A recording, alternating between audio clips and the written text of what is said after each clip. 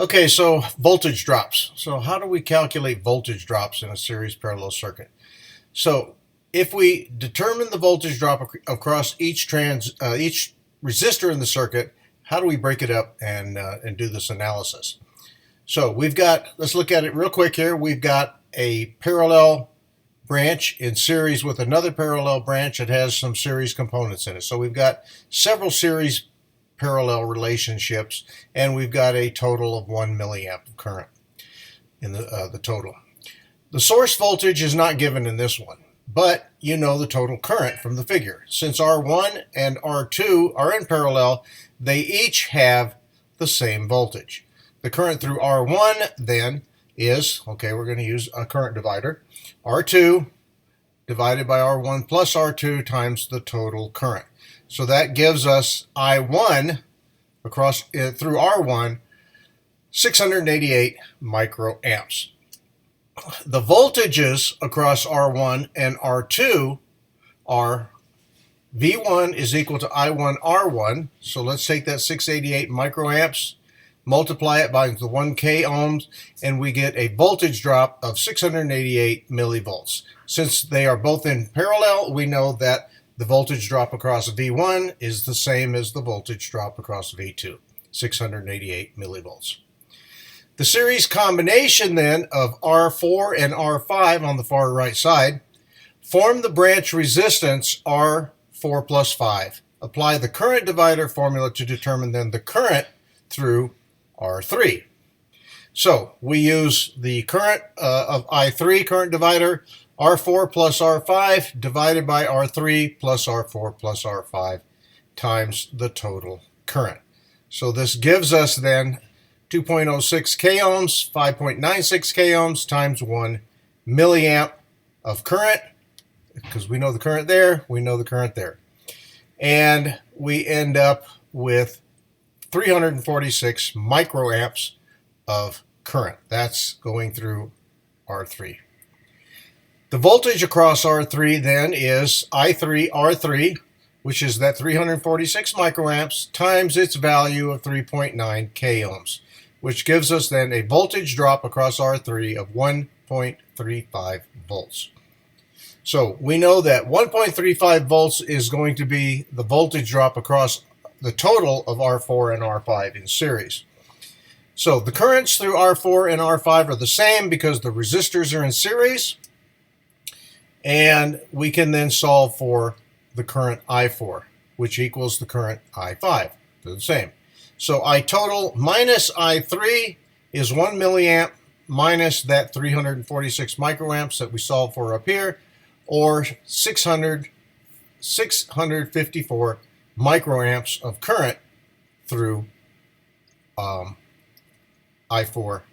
and I5. Okay, so this leg of this branch.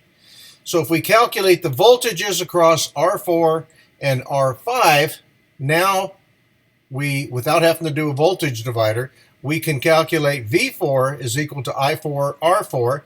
So the current is the same through both of them, 654 microamps, 1.5 K ohms for R4 gives us 981 millivolts. V5, calculate the same way, we get 366 millivolts. Okay, so that gives us the voltage drop out here across R1 and R5. Okay, in this one, we want to determine the voltage drop across each resistor.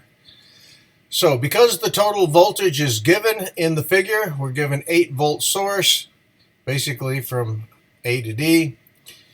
We can solve this problem using the voltage divider formula.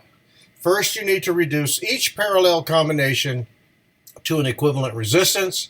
Since R1 and R2 are in parallel with A to B right here, combine their values. So we're going to use the product over the sum to determine an equivalent resistance for RA to B. And product over the sum gives us 2.15 K ohms of equivalent resistance RAB. Now, R4 is in parallel with R5 and 6. This is kind of like we just saw in the previous example. except we've got another resistor here, R3.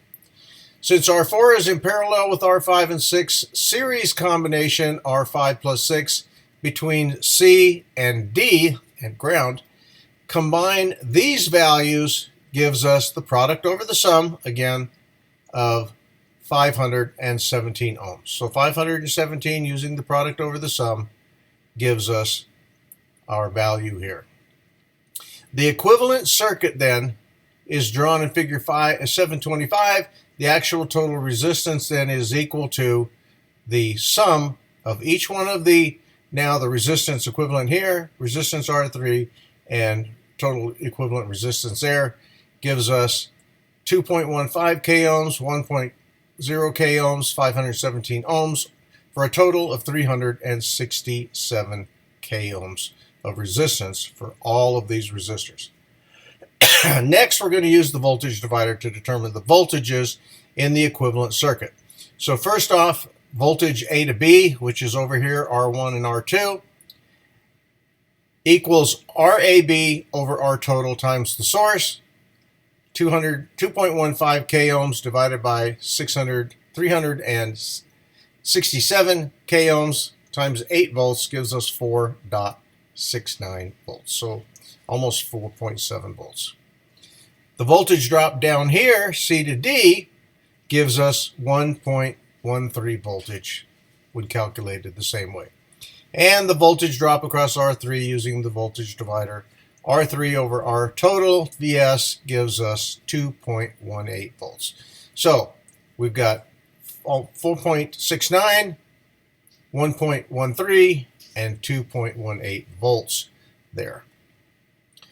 So since the voltage across AB equals the voltage across both R1 and R2, the voltage drop across both of those is the same, 4.69 volts. The voltage drop down here, VC to D, is the voltage across R4. And that value then is the 1.13 that we just calculated. So now we can apply a voltage divider to determine the voltage drop across R5 and the voltage drop across R6. So voltage drop across 5 is R5 product over R5 divided by the sum, VCD, which gives us 7.18 millivolts. The voltage across 6 gives us R6 divided by the sum, R5 plus R6, VCD product, which gives us 412 millivolts.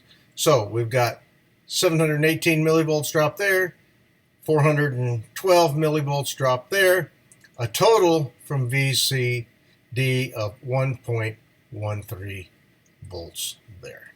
So those are each of our individual voltage drops across each of the resistors of interest. So the next thing we're going to do is we're going to look at voltage dividers with resistive loads. So a load is something that we hang on the end. A load can be a light, a load can be a speaker, a load can be a heater. You know, it's whatever you put on the output of a circuit that actually does something and creates something useful. So you can see here when we move into this now, we're going to look at putting something where we have our voltage output ports. We're actually going to put something in there, and that something is going to be a resistive load.